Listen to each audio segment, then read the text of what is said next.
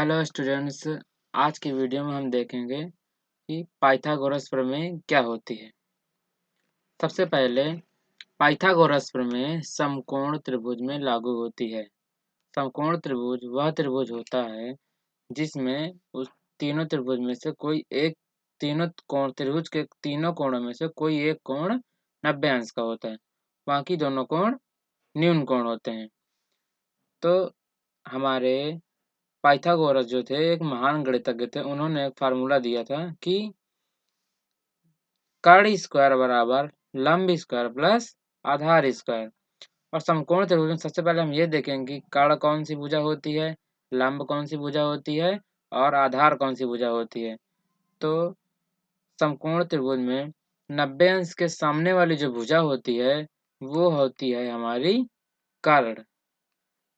ये हो जाती है कर्ण। और मान लीजिए कि ये हमारा कोण थीटा है, तो इस कोण के लिए जो हमारा आधार होगा वो आधार हो जाएगा ये ए बी। आधार हो जाएगा हमारा ए बी और लंब हो जाएगा बी सी। तो कर्ण हो गया हमारा ए सी, आधार ए बी,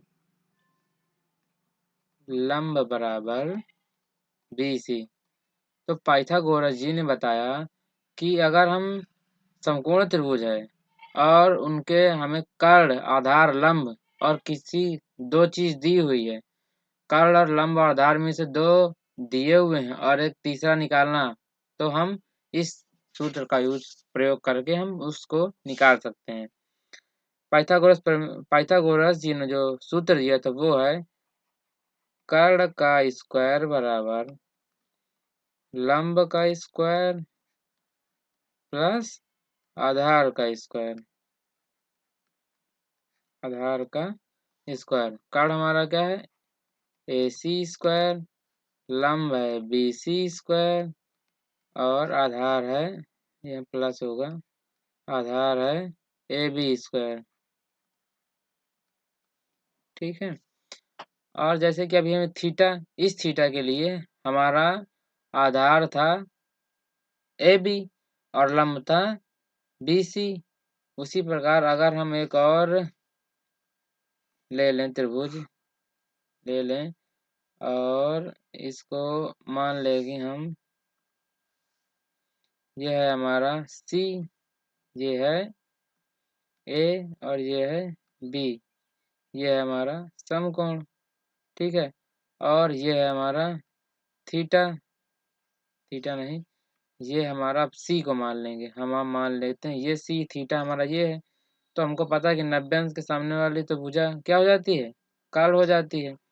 और जिस पर ये कोण बना होती है, मतलब जहाँ पे कर्ण से लगी हुई जो भुजा होती है, कर्ण और आधार के बीच, मतलब जिस पे कोण बना होता है उसको क्या कहते हैं, आधार कह देते हैं। और जो कोण के सामने वाली भुजा होती है वो क्या होती है, लंब होती है। हमेशा याद रखना कि जो कोण के सामने वाली भुजा होती है वो क्या हो जाती है, लंब। और अगर हम इसमें निकालना चाहते हैं, मान लें कोई ये त्रिभुज बना हुआ है, ये त्रिभुज है,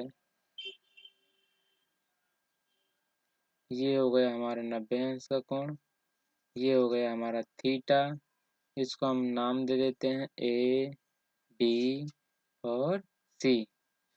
और हमको मालूम है अगर हमें निकालना हो कि इसमें साइन क्या होगा, साइन थीटा क्या होगा, कॉस थीटा क्या होगा, टैन थीटा क्या होगा, तो हम इसको निकाल सकते हैं।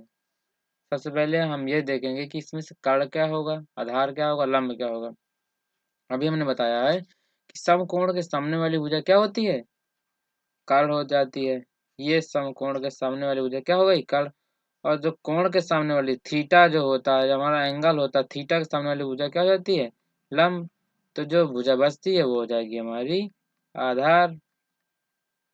कर्ण को हम आसानी के लिए के से डिनोट करते हैं, लंब को एल से और आधार को ए से। एक हमारा यूपी बोर्ड में याद करने के लिए एक हमारी ट्रिक बनाई जाती है कि हम कैसे याद कर सकते हैं आसानी से कि साइन कॉस थीटा और tan थीटा का मान कैसे ये रेशियो या अनुपात निकलते हैं। तो एक बहुत प्रचलित फार्मूला है लाल बटे कक्का, इसको पढ़ते हैं लाल बटे कक्का। तो जो एल से मतलब है लंब और ए से है आधार और के से है कर्ण। जो एल बटे ये के है, एल बटे के ये हो जाता है हमारा क्या, ये हो जाता है हमारा साइन के लिए। और ये वाला जो हो जाता है आधार बटे का ये हो जाता है कॉस के लिए। और ये एल बटे लंब बटे आधार क्या हो जाता है हमारा, हो जाता है tan के लिए, tan के लिए। अब साइन थीटा निकालना है तो साइन थीटा के लिए क्या है साइन थीटा, इस थीटा के लिए क्या है लंब, लंब होगा कर्ण होगा, लंब बटे कर्ण हो जाएगा। एल हमारा क्या है BC और के हमारा क्या है AC। कॉस थीटा क्या हो जाएगा, कॉस थीटा क्या होता है आधार बटे कर्ण, आधार बटे कर्ण। आधार हमारा क्या है AB, कर्ण हमारा क्या है AC।